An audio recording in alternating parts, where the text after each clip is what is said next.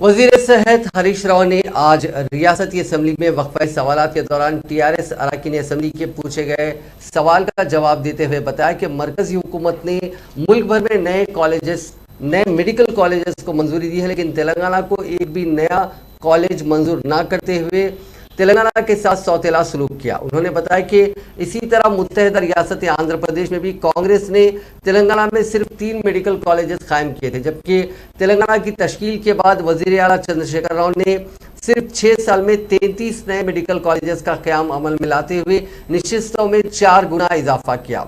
वजीर सेहत ने ऐवान को इस बात से वाकिफ करवाया कि तेलंगाना में निज़ाम दक्कन ने निम्स सुपर स्पेशलिटी हॉस्पिटल कायम किया था और आज़ादी के 70 साल बाद 5 नए सुपर स्पेशलिटी दवाखाने कायम किए गए, जिनमें 4 हैदराबाद में हैं। उन्होंने बताया कि प्रोफेसर्स और एसोसिएट प्रोफेसर्स के तकर्रुरात बहुत जल्द अमल में लाए जाएंगे।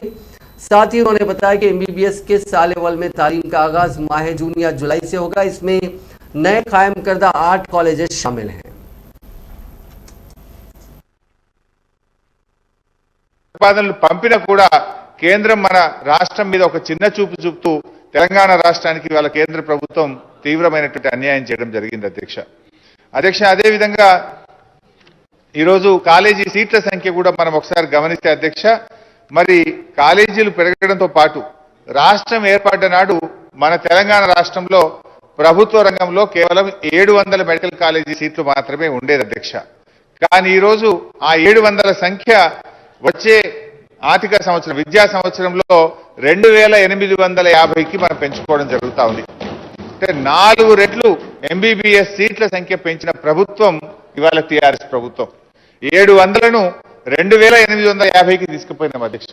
ఇప్పుడు మిగతా కాలేజీలు వస్తే ఇంకా బాగా పెరిగిపోతుంది। ఎవ్రీ ఇయర్ ఇంకొక 8 కాలేజీలు చొప్పున రాబోయే 2 విద్యా సంవత్సరాల్లో తేవాలని చెప్పి ప్రభుత్వం నిర్ణయించింది అధ్యక్ష।